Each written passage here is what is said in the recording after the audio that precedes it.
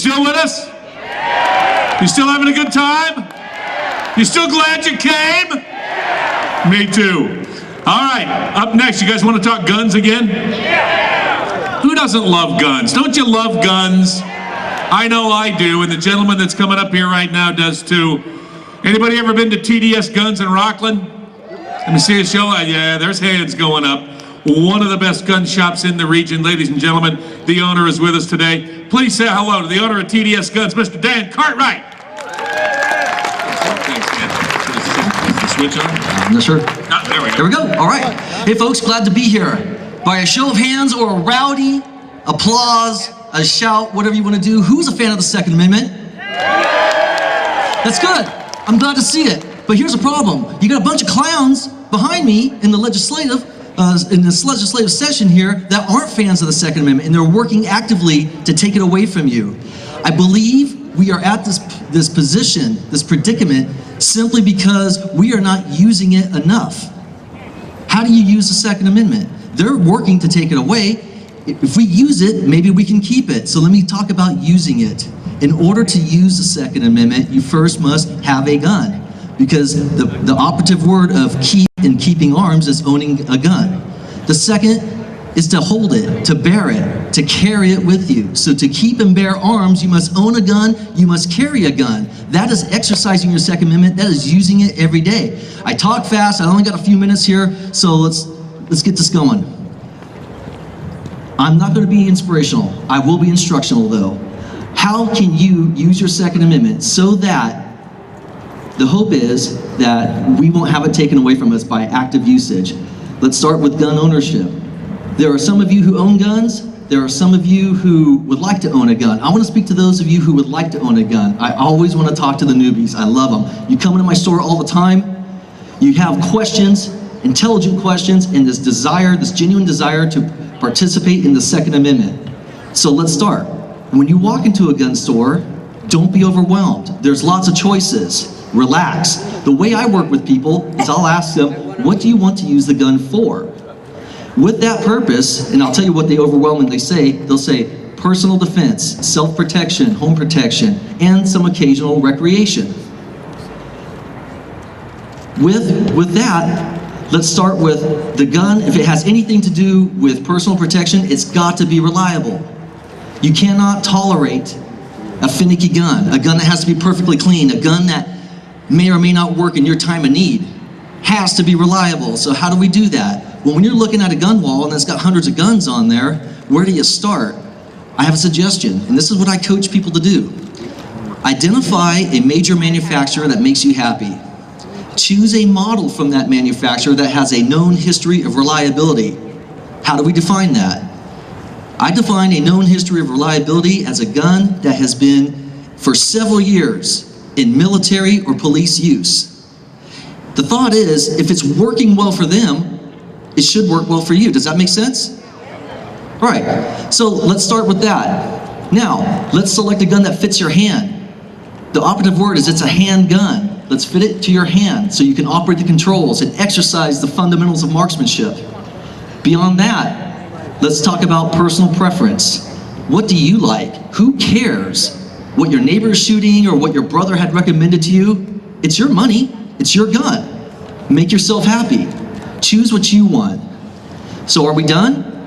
We have our gun, we've gone through the federal and state paperwork, we've passed our background, now we have this fine piece of machinery. Are we done? No. Just as you took driver's training to operate your vehicles on these roadways here, you need to have some gun training so you can safely and proficiently operate your gun. There are tons of schools out there. I'm not going to advocate any of them because that's their business. That's their job to do. What I am going to do is encourage you to seek out training, and training is not a one-time event. Training is an ongoing thing. You establish a baseline of skills and you build upon them. And skills are perishable, so you need to attend gun schools or private lessons as you can, as time and money allows. So you have your gun, you have some training. Are we done yet? No, because the operative word in keep and bear arms is the bearing of arms, carrying the arms. We do that in California with a CCW. Do you know what that is? Carry Concealed Weapon License. It is a license, and you can do it. Many people before you have done it, so why not you? You're the first-time gun owner. Don't think that that is above your head. Pursue your CCW license. Most of you will have to go through your county sheriff because he is your chief law enforcement officer. He has the procedures in place. You need to learn what those are. It will most likely involve an 8 to 16-hour class, the standard state application, fingerprinting, an interview, and so on. And when your CCW arrives in the mail, from that point on, you are now able to use your Second Amendment. You can carry your weapon with you as you go about your daily business. It's not doing you any good locked up in a safe at home when you're not at home. Use your Second Amendment.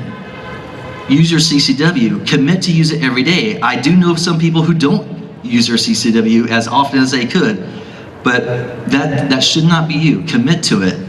Are we done yet? So you have the gun, you have the training, you went through the process, the vetting process of obtaining your CCW. Are you done? I would suggest not. I would say that you've just begun because you've gone through a process, you've acquired knowledge, you have skills now. You owe it to others who haven't gone through this. Your knowledge, your skills, your time. Reach out to them. You know people that I don't and that I will never know. You have personal relations with them. You will have personal credibility with them. Therefore, you have an in. Use that. There are people out there that don't have their CCW simply because of either bad information or lack of information. That's your job to bridge that. Bring it to them. Allow them to go through the process that you have gone through. I'll tell you what, let me just give you a quick story about lack of information or bad information and how that stymies us. As a 29-year-old man, I joined the U.S. Army. I could have done that at age 18. Why didn't I? Bad information, lack of information. I wasted 11 years. I could have been doing the good stuff a long time ago. I finally did get the right information, joined, and served well as the best decision of my life. But I just give that to you as a working example of lack of information, bad information. There's plenty of model citizens out there right now that if you were to bridge that gap after you've gone through the process, give them the right information and assist them with your resources to get their CCW, then here's where the rubber meets the road, okay? More people are carrying concealed. Well, of course, the statistics show that crime rate goes down. We all enjoy that. But when I talked about these clowns behind me just a few minutes ago and their efforts to take away your CCW or your Second Amendment, I believe by using your Second Amendment to its fullest, carrying your gun every day, and then imparting your knowledge to others that are important to you, you help out in that effort. And here's how it works. Those people have to vote. Those people, if we do this enough, if we increase the percentage of CCW holders from, let's say, 2%, just to throw out a number, all right, to, let's say, 40, to throw out another number, doesn't it stand to reason that some of that 40% would be their constituency? And then don't they have to vote? Now, if they are going to represent their constituency, then they have to reconcile their positions with them, else they stand a chance of losing that vote.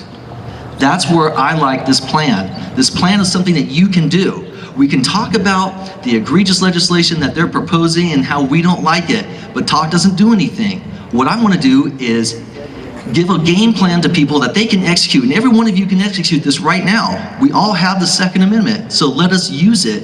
And if doing that, if we can impart that knowledge and be a good ambassador of the Second Amendment to our fellow man, our communities will be safer, and then we won't find ourselves in this predicament where we are fighting, I should say, to keep our Second Amendment from these clowns.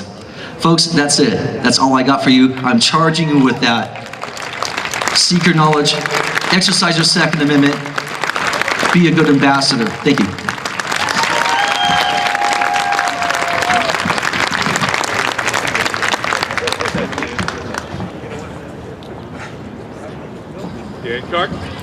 Dan Cartwright, ladies and gentlemen. Yeah, you heard me. Dan Cartwright.